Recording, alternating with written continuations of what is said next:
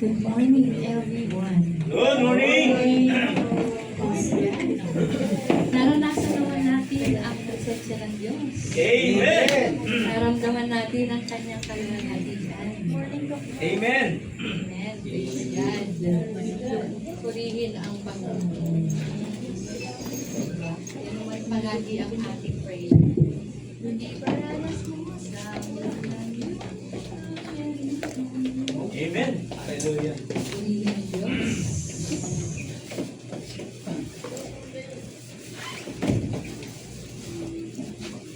Ayan. Praise God. Good morning, everyone. Good morning! Ayan, Pastora Liza po. Ay, naririnig ako dyan sa likod. Magandang morning. Good morning. Pastora Liza po, ang inyong lingkod. Ang tinawag ng Panginoon para maging mensahero niya. Salamat sa Diyos. May ganda ng Panginoon. Diba? So, sino ba sa atin ang nakaranas ng bagyo itong week na to? You know, Bagyo, talaga. Amen. So, lahat nakaranas naman ng bagyo, ano? Amen. Ayan. Lahat nakaranas din naman ng pagsubok. Tama? Yes! So, diba? Ang Biblia, tinuturo sa atin, pag tayo ay nakakaranas ng bagyo, anong gagawin natin? Mamahinga. Di ba? Oo, mamahinga. Kasi we cannot wrestle with the storm. Hayain mo lang siya. Di ba? At napakaganda po ng ating topic ngayong umagang ito. Sobrang ganda talaga, as in maganda katulad natin. Diba? Oo. Alam mo, ang kagandahan at kagwapuhan talaga, ano talaga yan eh, it's in the, anong tawag doon? Beauty is in the eye of the beholder. Diba? Kung ang tingin mo sa sarili mo ay pangit, agoy, wawa naman ikaw. ang pangit naman ang pagkagawa ng Diba? sa'yo. Hindi. Hindi. Pagtingin mo sa umaga, purihin ka, Panginoong Diyos, napakaganda ng iyong likha. Diba? Talaga naman, we are fearfully and wonderfully made. Paniwalaan natin yung totoo yun. Salita ng Diyos yun. Amen! At hindi nagsisinungaling ang ating Panginoon. Amen! Amen? Amen! Ayan. So, ang ating topic ngayon ay resting in God's presence. Diba? Resting in God's presence. Ang Panginoong Diyos, ang nais niya, tayo ay mamahinga sa Kanyang presensya. Pero ang mundo, ang nais niya magpumahog, magpagod, magkilos ng magkilos, ubusin ang lahat ng enerhiya sa katawan. Diba? So, ang nais ng Panginoon ngayon, pakinggan natin ang Kanyang mensahe para sa ating lahat. Gusto niya talaga maranasan natin ang Kanyang presensya. At ang ating teksto ay kukunin natin sa Psalm, binasa kanina ni Sister Josie. Psalm 46, 1-11, basahin natin lahat. Be still! Tito 46, 1-11. Psalm 46, 1-11. Sige, basa. 1, 2, 3. God is our refuge and strength, a very present help in trouble. Therefore, we will not fear, even though the earth be removed, and though the mountains be carried into the midst of the sea, though its waters roar and be troubled, though the mountains shake with its swelling, Selah. There is a river whose streams shall make glad the city of God, the holy place of the tabernacle of the Most High. God is in the midst of her. She shall not be moved. God shall help her, just at the break of dawn. The nations raged, the kingdoms were moved. He uttered his voice, the earth melted. The Lord of is with us. The God of Jacob is our refuge. Selah.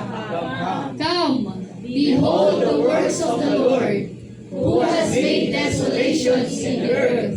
He makes wars cease to the end of the earth. He breaks the bow and cuts the spear in two. He burns the chariot in the fire.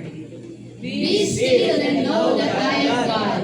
I will be exalted among the nations. I will be exalted in the earth.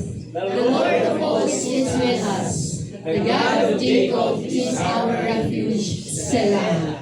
Father in heaven, we thank you, we praise you, we honor you, we bless your name, O God. We lift your name on high in our lives, in this place, O God, and in this church. Thank you for this word na amin pong pag-uusapan ngayon. Salamat, Ama. Tunay nga napakadakilang mong Diyos. Mangusap ka sa aming kalagitnaan, gamitin mo ang iyong abang lingkod at itago sa iyong likuran. Hayaan mo na ang iyong mensahe sa umagang ito ay tunay na makatulong sa bawat isa sa amin na mabago ang aming pananaw patungkol sa pagpapahinga sa iyong presensya. Salamat po, gabayan kami ng Banal na Espiritu Santo at pagkalooban ng Spirit of Wisdom, Knowledge, and Understanding that we may know your will. Thank you, God. In Jesus' name we pray. Amen. Amen. And amen. Praise. Sige naman ako sa kanya. Amen. So, ang tanong ngayon dyan, sino dito ang pagod na? Pagod sa trabaho. Amen. Pagod sa problema. Pagod sa emotional. Diba? Minsan, pagod din kahit walang ginagawa. Pwedeng mapagod. Diba? Pagod. Mas kagigising nga lang. Sabi nga ni Pastor Estela Sunday, kagigising lang. Pagod na naman. Pagod maghintay. Diba? Pagod maghintay. Pati pagkatapos kumain, napagod din. Ano ba? Marami tayong mga bagay na kinapapaguran. Tama ba? Diba? So maraming tao ngayon mga kapatid, hindi lang physically tired, kundi spiritually exhausted. No? Grabe. Bakit kasi we live in a world full of what? Pressure. Uncertainty. Bad news. Lalo na ngayon sa mga naririnig nating mga balita sa ating gobyerno. Di ba?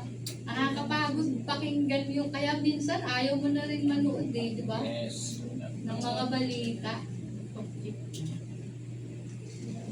Parang wala ka na nga rin marinig na good news sa balita ngayon. Ano pa? Family problems. Sino ba exempted dyan? Sino bang walang problema sa pamilya? Ha? Sure kayo? Wala namang exempted eh. Diba? Dahil meron. Financial struggles. Ay naku, sino din ba exempted dyan? Amen? Yung takot sa hinaharap. Diba? So, ang dami nating mga iniisip at natural, yung ating natural na response, mag-overthink. Naku, kakakain lang ng umaga, tanghalian na agad ang iniisip. Ano na naman kaya ang uulamin namin mamayang tanghal? Diba? Ano na naman kaya ang gagawin ko? Naku, ganito. Masyado tayong nag-overthink. Nagpapanik. Humahanap ng sariling paraan. Di ba? Oo, marami sa atin dyan. Hindi naman tayo exempted dyan. Di ba? At imbes na yung kumakaharap tayo ng mga problema, ang ginagawa natin, lumalayo tayo. Dapat mas maraming problema, mas lalo tayong kapit tuko sa Panginoon. Amen. Diba? Amen. Oo. So ang problema natin, hindi man natin ito namamalayan, totoo, nagagawa natin ito. Lumalayo tayo. Oh, Lord. Gumagawa tayo ng sarili nating paraan. Wala ka nang maisain, teka nga, makapunta nga, mangutang nga. Wala nga isa. Nakukulang na yung aking mamasahe. Bukas may pasok na wala pa ako, makapunta nga ako kay Mare. Mare, meron ba tayo dyan? Di ba? Ang dali nating humanap ng sariling paraan. Ang dali nating tumakbo sa iba, lumayok sa Diyos. Pero ang invitation ng Diyos, hindi run faster. Bilisan mo, takbo! Hindi ganoon. Mundo ang nagtuturo nun. Bilisan mo, magsipag ka. Kasi kung hindi ka magsisipag, walang mangyayari sa iyo. Hello? Tama ba? Amen. Di ba? Tama. Pero kasi ang invitation ng Diyos, come into my presence and I will be blessed. Amen? Amen. Di ba? Psalm 46 wasn't written when life was peaceful. Etong Psalm 46 na to, sinulat ito nung nakakaranas ang Israel ng kagulan. Nung sila ay nakakaranas ng exile. Nang sila ay nakakaranas ng nagugutom sila. Nang sila ay nakakaranas ng mga wars. Di ba? Yet, ang sabi ng Diyos, instead of saying, God remove the storm, pag nananalangin ko, Lord, alisin mo po ang problema ko. Lord, alisin mo po itong nararamdaman ko. Lord, alisin mo po, alisin mo po. Pero ang dinideklara nitong psalmist, mga kapatid, God is our refuge. Amen. He is our refuge. Hindi niya sinabi, mga kapatid, someday, God will someday become our refuge. Kung papansinin natin yung binasa natin, ang sabi doon, God is our refuge. Not God is going to become our refuge. Present ito, mga kapatid. Active ito. Hindi ito God was our refuge. Hindi ito God will become our refuge. Kundi God is our refuge. So that means He is always our refuge. Dapat maintindihan natin yung mga kapatid. Ibig sabihin, yung presence ng Diyos available all the time. Amen. Sabi nga, God is just a prayer away. Diba? Sabi mo lang, Lord, alam mo ang sagot niya agad, yes, anak. Diba? Hindi yan katulad nung tatay, nanay, ate, kuya natin, na kapag tinawag natin, ate, nakailang ate na tayo, hindi pa siya sumasagot. Pero si Lord, hindi ka pa nga nagsasalita, anak, nandito. Ganyan si Lord, mga kapatid. Dapat maintindihan natin sa bawat pagkakataon ng buhay natin, sa bawat sirkumstansya ng buhay natin, ang gusto niya, manahan tayo sa presensya niya. Amen ba? Amen. Uy, parang nag-enjoy na tayo sa presence ni Lord. Tumutungo na tayo. Ang sabi ni Lord, come to me and I will give you rest. Pero hindi niya sinabing, come to me and sleep. Hello! Gising tayo, mga kapatid. So meron po tayong 3 puntos na pag-uusapan patungkol sa presence ng Panginoon na kung saan we find rest, mga kapatid, at sa ating verse diyan na nakita nung una pa, Psalm 46:10, be still and know that I am God. Yeah. So pag-uusapan natin, ano ang ibig sabihin ng ganyan, be still and know that I am God. When I first read this and when I first heard of this word, be still and know that I am God, how to be still? Say akin. Ganito lang ba? Takas isang lang. Later, pag-uusapan natin, mga kapatid. Point number 1, God's presence is our refuge. God's presence is our refuge. Diba? Psalm 46:1, God is our refuge and strength, an ever-present help in trouble. Ibig sabihin, ever-present, laging present, hindi sumasablay, walang absent. Hindi rin late, kapatid. Diba? Always present, ever present in times of trouble. So si Lord laging nandyan, pero bakit kung kani-kanino tayo tumatakbo? Diba? Sabi sa Deuteronomy 31:6, be strong and courageous, for the Lord your God goes with you. Be strong and courageous, for the Lord your God is with you, or goes with you. Lagi natin kasama ang Diyos, so be strong. Be strong. Magpakatatag tayo. Magpalakas tayo. Diba? Be strong and courageous. Magpakatatag tayo, mga kapatid. Kasi kasama natin si Lord. Amen. Amen. Diba?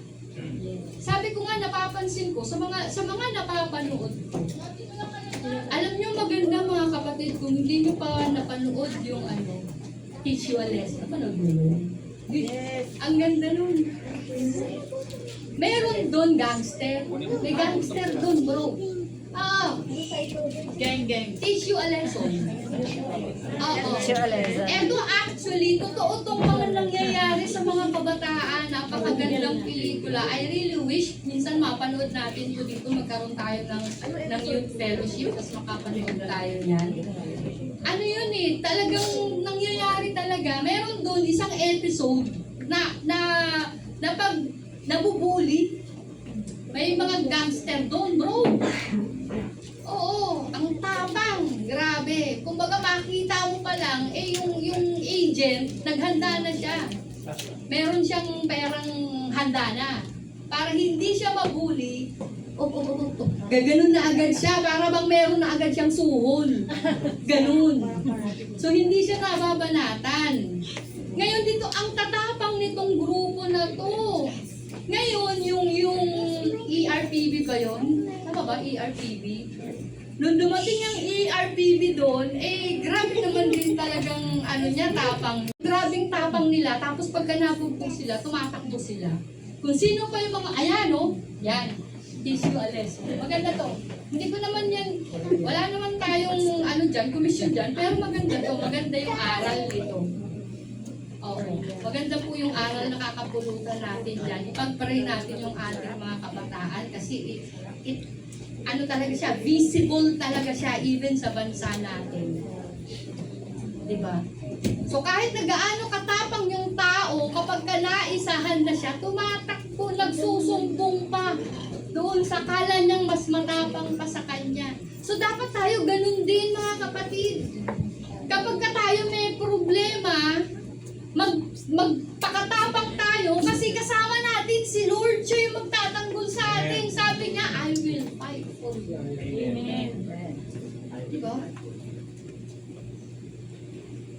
God will fight for our battles. Lahat tayo naman, hindi exempted sa battles sa buhay. Lahat tayo dumaranas ng bagyo. Lahat tayo, kapatid. Kaya lang kung minsan, yung pagharap natin sa bagyo, ang ginagawa natin, sinasagupa natin. Tapos iniiwan natin si Lord. Hindi natin kayang sagupain ng bagyo. Malulunod tayo. Si Lord nga di ba, dun sa bangka, tandaan nyo? Di ba? Nandun sila sa bangka, nagkaroon ng storm. Malakas na bagyo.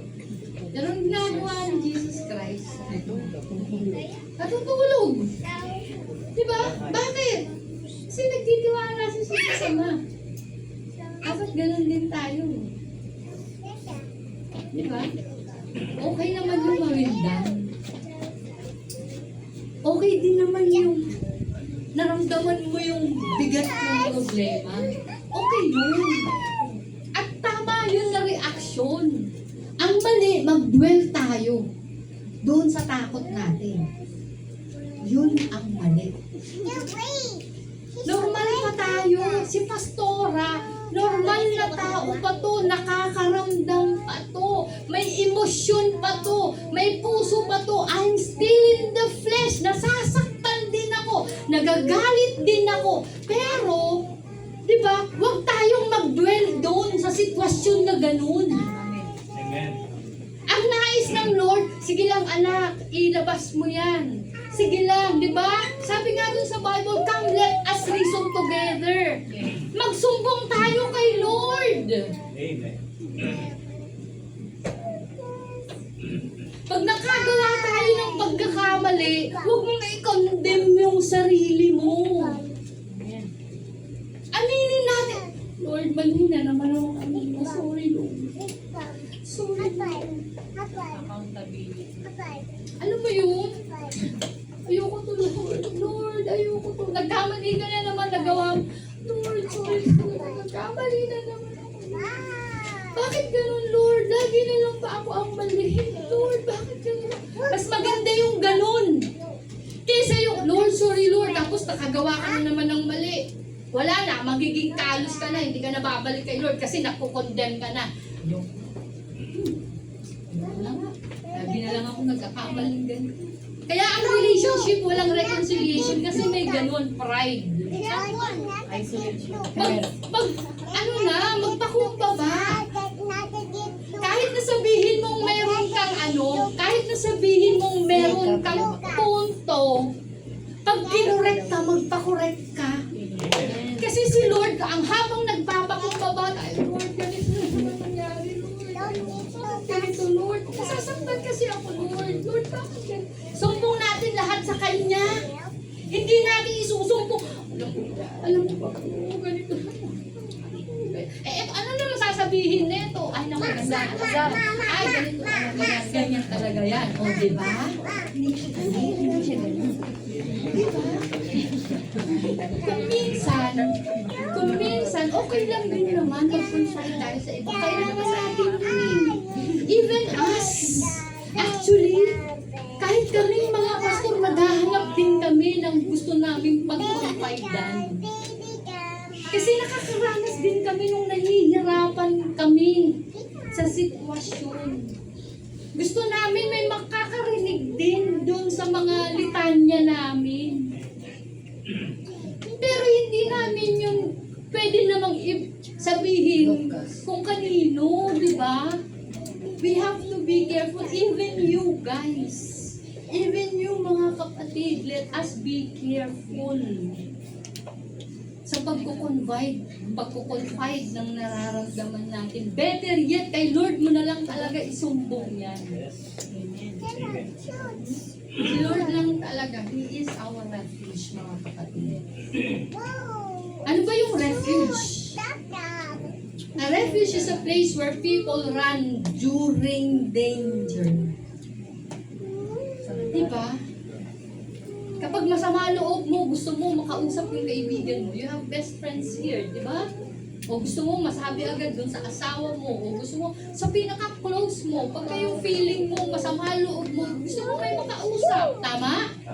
Yun yung refuge. Where we run when we feel in danger. Sa panahon noon, kapag may gera, kapag may bagyo, kapag may kaaway, people run inside fortress. Diba? Diba? Hindi sila lumalaban sa labas. Pagka may gera, mga kapatid, they don't just come out in the open at pagbabaril sila doon. Hindi.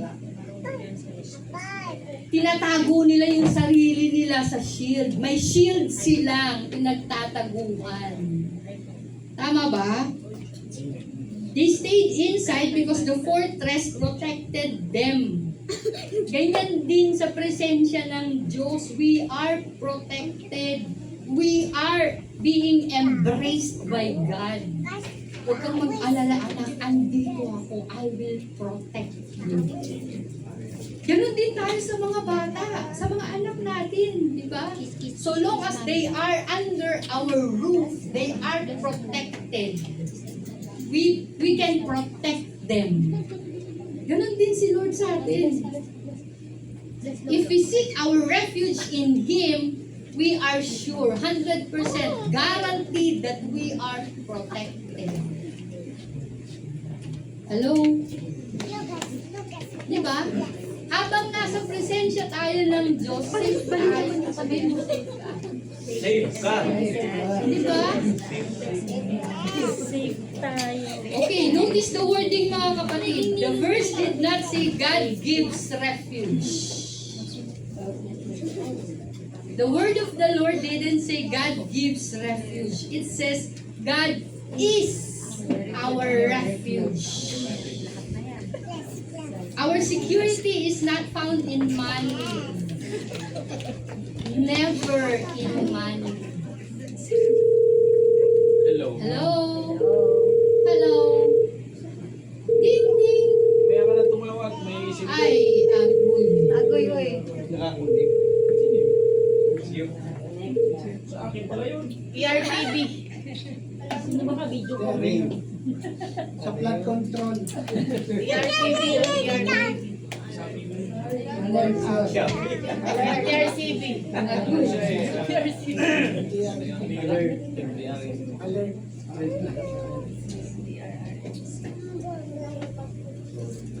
So in times of trouble, mga kapatid, we don't come out in it. Nila ka nakain ni ate mo yan eh. Diba? We run inside. Oh. We stay inside. Ay. Because inside the fortress, we are protected. Amen? Amen. So ganyan sa presensya ng Diyos, hindi ibig sabihin na mawawala ang problema. Never aalisin ng Diyos ang problema. Correct. Asa ka. Diba? Kaya maling prayer yung Lord, alisin mo tong problemang to. Hindi. Mali yun, kapatid. Dapat ang prayer natin, Lord, patatagin mo po ako sa pagharap nitong problema ito. Lord, samahan mo po ako. Maranasan ko ang iyong kapangyarihan. Maranasan ko ang iyong kaluwalhatian. Maranasan ko ang iyong milagro na gagawin sa sirkumstansyang kinakaharap ko ngayon. Ganun ang prayer. Hindi aalisin. Kasi kapag inalis ng Diyos yan, walang grasya ang Diyos. Hindi natin ma-experience ang grace ni God kapag inalis ang problema. Hello? Hindi natin ma-experience yung protection ng Lord. Diba? And tandaan natin lahat, yung security natin wala sa pera. Wala rin sa connection. Wala rin sa abilities. Sa mga kakayanan natin, sa mga skills natin. Wala doon ang protection, mga kapatid. Wala rin sa posisyon. Kasi anytime mas pinasa position ka, anytime pwede kang mapababa dyan sa posisyon na yan. Hello? So ang security natin, nasa Diyos lang. Amen. Nasa Diyos lang. Tingnan natin yung ating illustration. Imagine natin yung bata during a thunderstorm.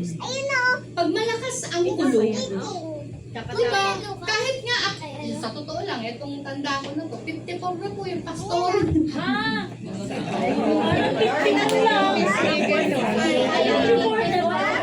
Nakakainis naman. Biro mo sa edad ko na ito, mga kapatid, kapag kumulog ng malakas, kasama ko si Tabtab, magtatago kami, mapapatakbo kami. Oo naman. Eh, sino bang hindi matatakot sa lakas na tulog? Diba? Samahan pa ng lightning. Nininervyos ako dyan, mga kapatid. Grabe, diba?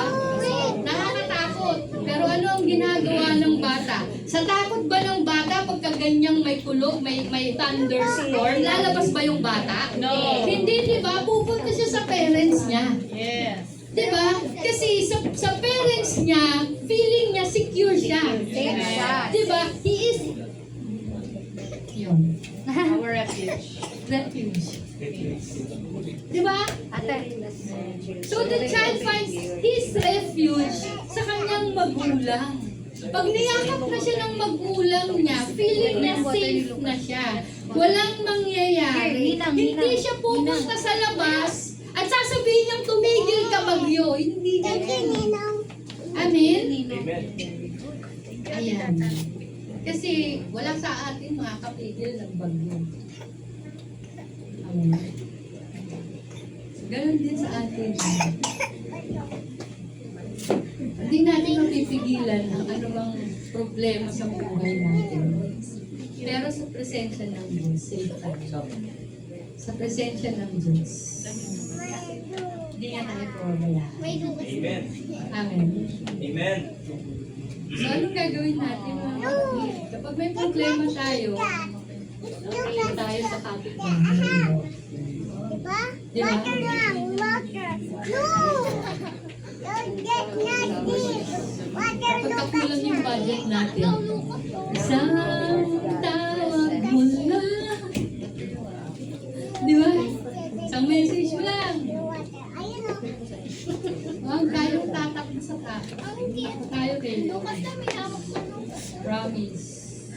Okay. Kung minsan talaga, ay hindi pala minsan. Madalas ginagawa ni Lord talaga, dinadamihan pa niya yung pagsubok sa atin. Bakit? Kung minsan kasi hindi na talaga din tayo natutuloy. Oo, gusto ni Lord talaga tatakbo tayo sa Kanya, pero lagi tayong, hindi tayo tumatakbo sa Kanya. Tumatakbo tayo palayo sa Kanya. Ano sabi Lucas?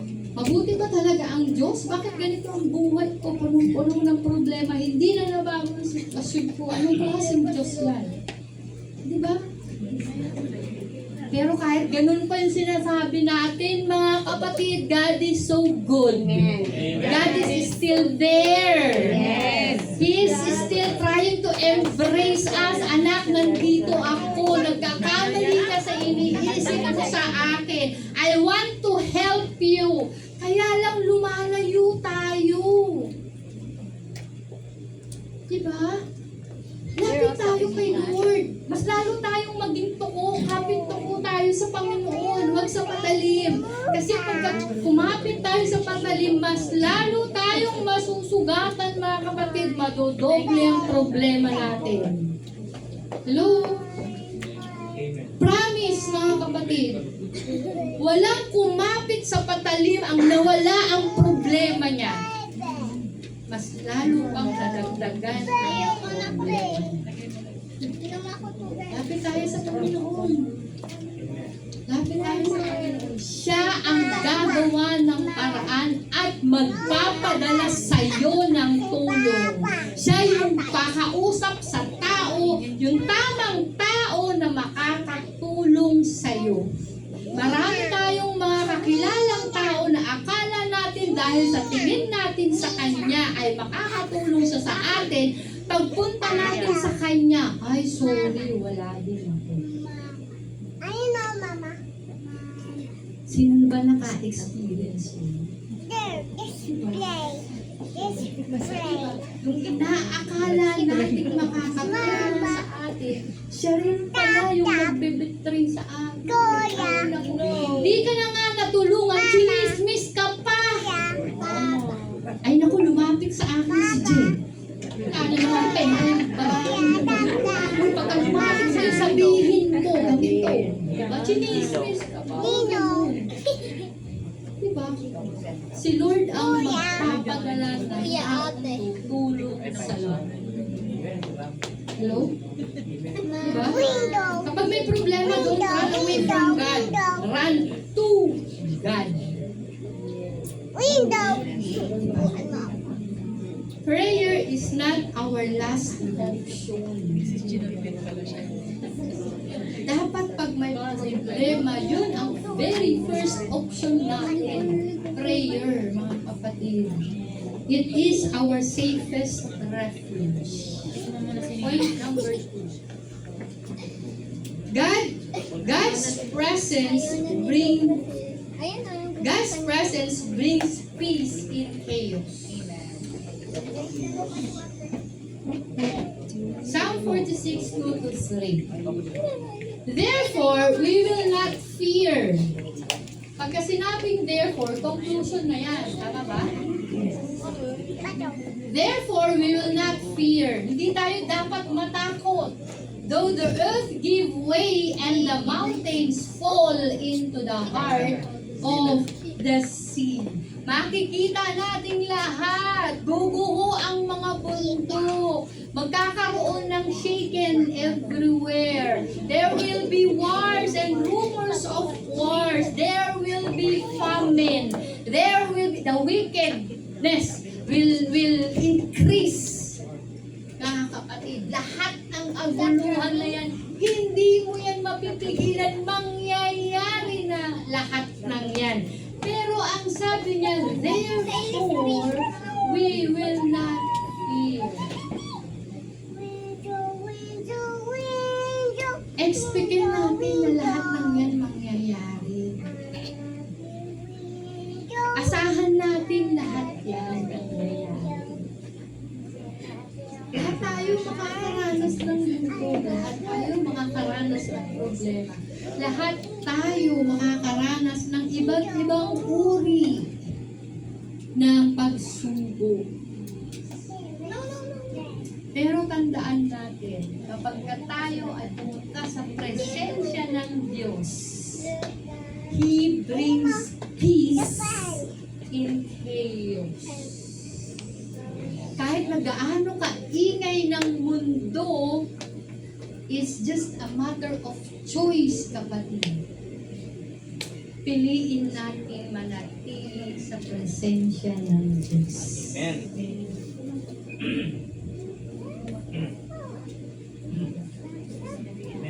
Especially when you are at the peak of your emotion, at the peak of the problem, go up and pray. Go up and pray. Huwag kang gagawa ng mga bagay na walang kakwenta-kwenta. Huwag kang magdidesisyon agad-agad. Hindi yun tama. Mas lalo kang mamamali kapag ka magdidesisyon ka agad na hindi ka naman lang nag-pray. You pray. Maski hindi mo na iintindihan ang sitwasyon na feeling mo, ginawa mo na ang lahat ng mabuting akala mong tama, pero hindi pa rin maganda yung nakikita mong sitwasyon o sirkumstansya, manalangin ka. Lord, bakit ganito ginawa ko ng lahat? Ipaunawa mo sa akin, sa anak ko ng kulang. Ano pa po ba ang dapat kong gawin? Hindi mas lalo kang magpukumahog ng magpukumahog.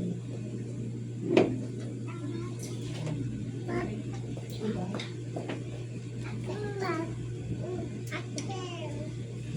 Therefore, we will not fear. Therefore, we will not fear.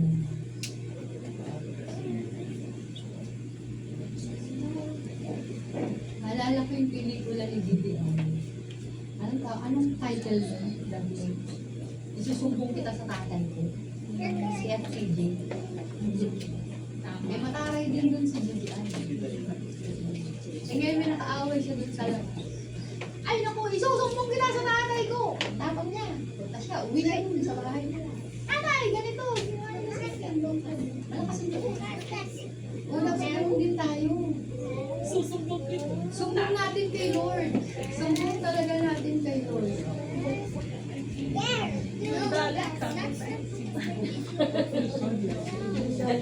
Wala talaga eh. Siya lang talaga yung pwede natin pagsumbungan, mga kapatid. Amen. Si Lord talaga. Whatever happens sa ating kapaligiran, gaano man magiging kagulo ang mundo, ang sabi ng psalmist, therefore, we will not fear. Bakit? Because God's presence is greater than the storm. Amen. He is the Lord of the storm. Even the storm obeys Him. Amen? Amen ba? Amen. So let's call upon the name of the Lord. Call upon the name of the Lord. Call upon the name of the Lord. Bakit ba ako yung Listen. O, diba? Bakit ka tumatawa, bro? Gano'n mo ba ito? Call upon the name of the Lord. Di ba joke? Ikaw din, bro? Di ba joke yun? Ha? Oo, diba? Ano ba naman sila? Hindi na alam ang Wala. kasi alam yun. Di ko boy. Call upon the name of the Lord and be saved. Yun. oh. Yun ang tama. Mali ako. Tama yung lyrics. Mas tamang yung sintunan yun. Ayaw mo talaga. Pero mas pinaano pang tono natin. Call upon the name of the Lord. Hallelujah. Speak the name of Jesus. Amen. God's presence is greater than the storm. Philippians 4:7, and the peace of God will guard your hearts and minds. The peace of God is different from the peace of the world. The world says if your problems disappear, kapag wala na yung problema ko, magkakaroon din ako ng kapayapaan. O umasa ka na naman.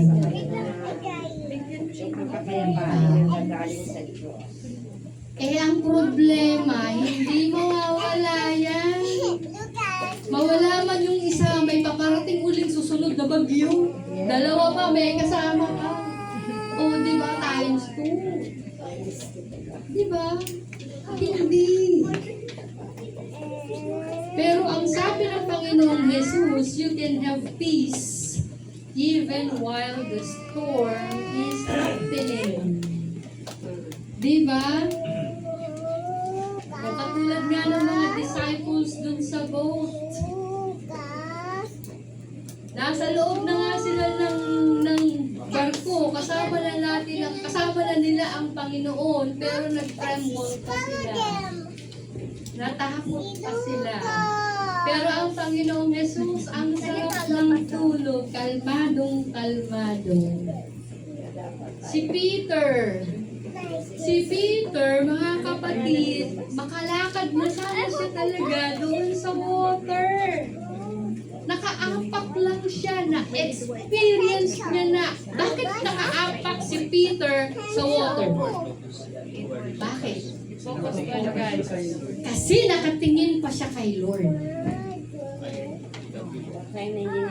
Ang lakas ng loob niya, pag hakbang niya dun sa water, nakatingin siya sa Panginoon, nakatayo siya sa water, naranasan niya yun. Hindi niya inalis yung tingin niya kay Jesus, pero nung naramdaman niya yung hangin, yung malakas na hangin, inalis niya yung tingin niya sa Panginoon, doon siya lumubog.